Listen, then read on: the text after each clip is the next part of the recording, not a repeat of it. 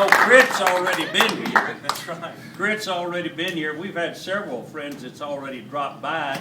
As a matter of fact, I told Adam I've got to go to a church board meeting, and I've got just a few minutes to be able to get there. So you're lucky that way. You won't have to hear from me very long. Well, pray that the good people win. Well, amen. Amen. I'm for that. As a matter of fact, you know, Adam, when you look at who's on your invitation list as host, and you look at who's here, you know, you're in good shape in this county. I haven't had a chance to check all the counties for you. I'm going to check several others when I get through with David Williams. Right now, he's preoccupied my days. But I've known Adam for a long time, and I watched him very closely in everything he's ever done politically. And the thing about him, he is a person of character. He's a person of education, a person of knowledge. And the thing that I like about him is he's got charisma.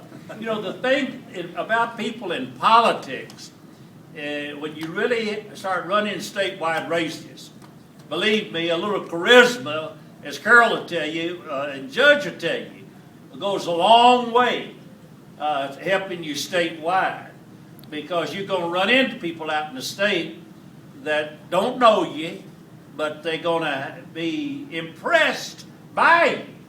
And Adam certainly can be an impressive individual as our nominee already for state auditor. I guess you know that. He won the primary easily. Right? He didn't have anybody file against him, you know. But I obviously worked closely with him when he got to the governor's office.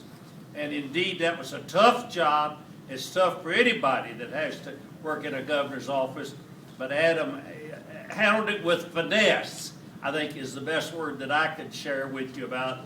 But it's my pleasure to strongly support him, not only because of his youth. I'm always glad, for as many years as I've been involved in this game, see somebody come along.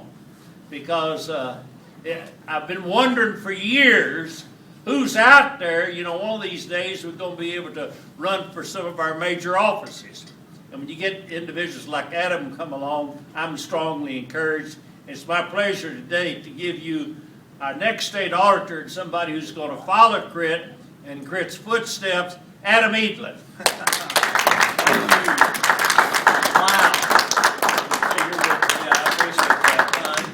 Governor, Judge, two people here who in this great part of Kentucky know me better than anybody. I've got an awful lot of hours in with these two fellas.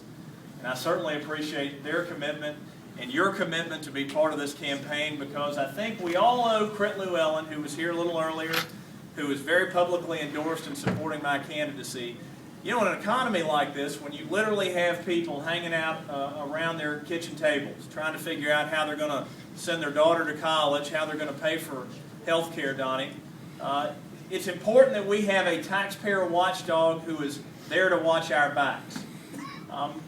And my passion and commitment comes from experience, good experience in the business community, having served two governors, not just Governor Beshear as his chief of staff, but I was an aide to Governor Patton in his first term.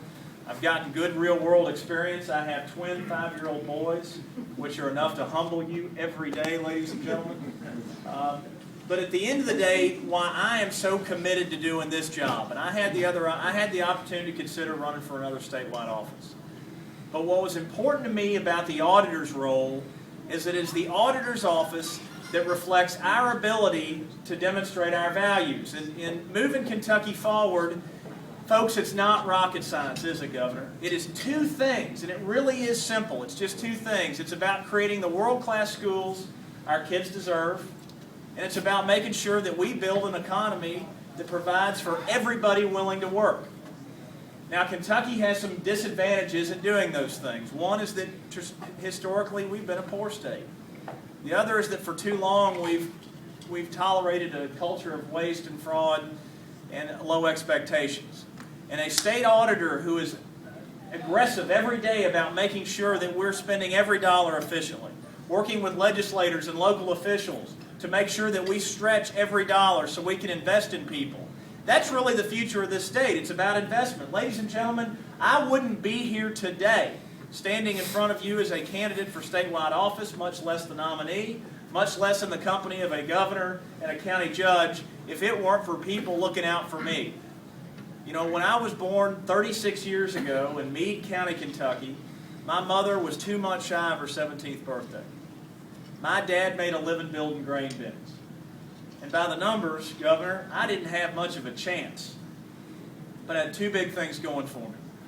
The first is that I had parents who taught me to believe in God more than myself, taught me to give back to the community, who taught me that hard work was the key to everything, and they fought to make sure I had every opportunity coming along in life. The other was that I was born in Kentucky, a place where potential is always more important than position. And those are the kind of values that I'm going to take in trying to follow Crit Llewellyn. Now, when people all the time ask me when I'm out campaigning 2 questions. 1, are you running against Crit Llewellyn? The answer is no, she's term limited. 2, is she for you? The answer is yes. But Crit has elevated this position to one that I would argue in terms of statewide elective office is more important than any other except for the governor. Man. I know who I am, I know where I'm from, and I know the job I'll do. I'll never be Crit Llewellyn. But if you give me a chance to serve you, I will make you proud. I will fight every day to make sure that we make investments in people because there are no throwaway young people. And by the way, we didn't plan to have such great-looking kids up front for the speech, but Will Carley, my campaign manager, let's do this every time. Because this is really what it's about. Because these are the folks who have a right to realize the American dream in the Kentucky communities that they were born in. You know, our #1 export has got to stop being educated young people. Kentucky ought to be a land of ambition. It ought to be a land of dreams. We ought to stop being a victim of our own history. That's the kind of statewide elective office holder I want to be, and that is the only campaign promise I will make this whole year, is that if you give me a chance to serve you, if you give this young man, this young Kentuckian the opportunity to give back, I'll make you proud. Ladies and gentlemen, thank you for being here. Thank you for your contributions. Please take a bumper sticker. Tell your friends I'm honored by your support. Thank you very much.